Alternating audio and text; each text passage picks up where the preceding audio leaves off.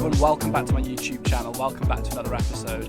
You join me on a sunny day in Hyde Park actually. I've taken a break today for a little bit of mental space. I think it's important to have some downtime, a bit of space for mental health.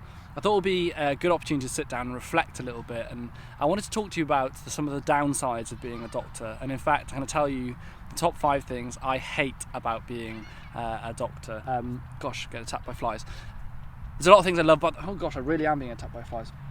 There's a lot of things I absolutely love about my job, but there's some real downsides to being a doctor. I think you should always be open and honest about things, and not everything is good about anything in life. First of all, before I do that, I want to say a massive thank you to all of you supporting the channel. I cannot believe how quickly my YouTube channel has grown in the last few months. Thank you to everyone who's joined in on the channel.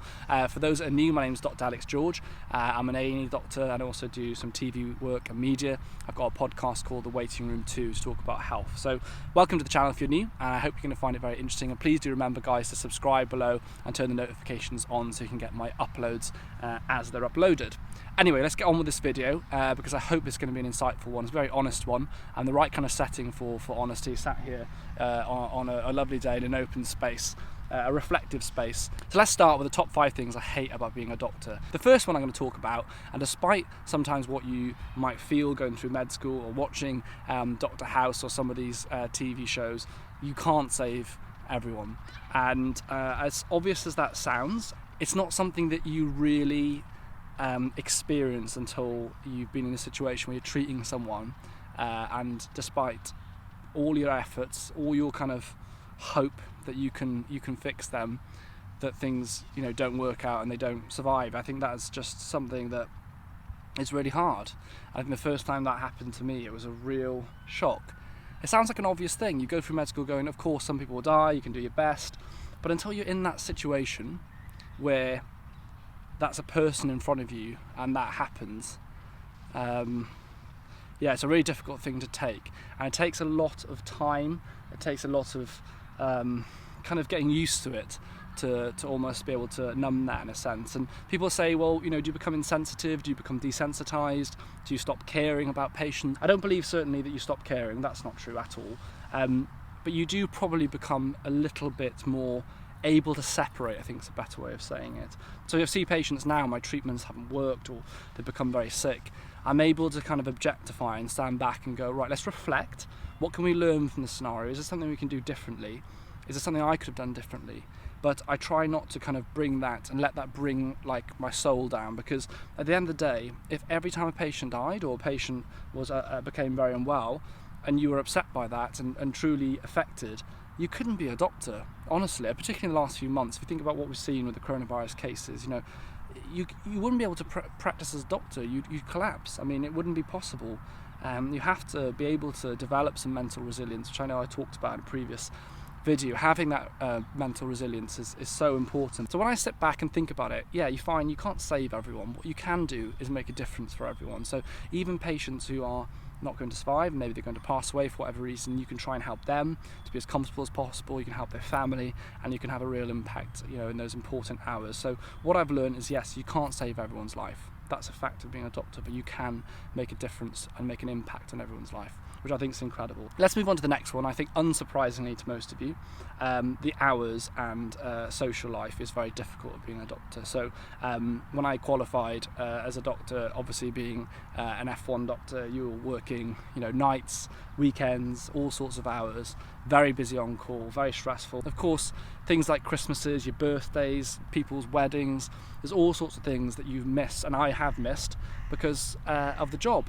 For example, a few years ago I was in London working at Lewisham Hospital. I've been there a few years now, and I missed Christmas back in Wales. So I was working nights over the Christmas period. All my family and friends are back in Wales. Everyone else in London had left London, and so I spent the whole of the Christmas period on my own.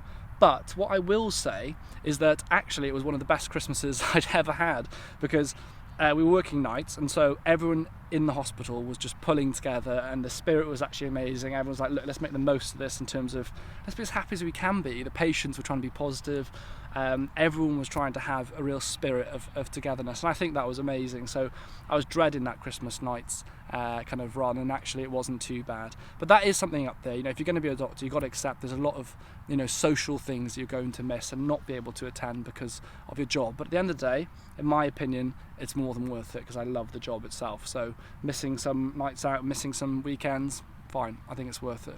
Next on my list is stress. Being a doctor is a stressful job, and what I mean by that really is that you're in scenarios which you face every day, time pressured scenarios, pressured scenarios in terms of outcomes of patients, your bosses, colleagues, all sorts of ways that pressures are put on you externally, and it is a stressful job. You could be on the ward 1 minute, writing up some notes. Next thing, the cardiac arrest buzzer goes off and you're sprinting across the ward and you're in full cardiac arrest mode, and that is the job. It is stressful. In A&E, I could be sat there talking to the consultant about a case, or we're speaking about whatever, and then next thing, a cardiac arrest comes to the door, or there's been patients having a bleed or something. That is the job. It is a stressful job. But what I always say, it's just how you kind of deal with it. Am I a very stressed person? Do I let it affect me? Probably at certain points I have. And over the last few kind of months of the coronavirus, I've had it really test, I think, my ability to cope, my mental resilience. But it's like I've said before, being able to cope, looking after yourself, eating well, exercising, speaking to people, all that stuff helps you protect your mental health against the stress. So if you're able to kind of compartmentalize, you're able to manage your stress levels well, then you can do it. I love my job in A&E. Yes, it's stressful, but I enjoy it, and therefore it's very much worth it. One thing I can say I really, really hate, and I do not have a caveat to turn it around, is abuse from patients.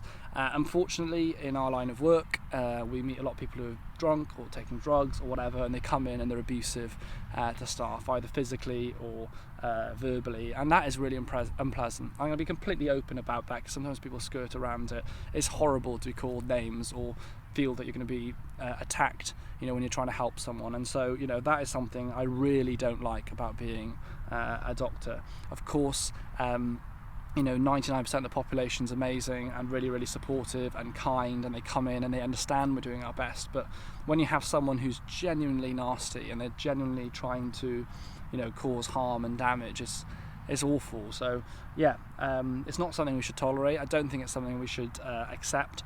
Abuse of staff of any kind is an absolute no, and I do hate that about my job. So last but certainly not least is NHS funding.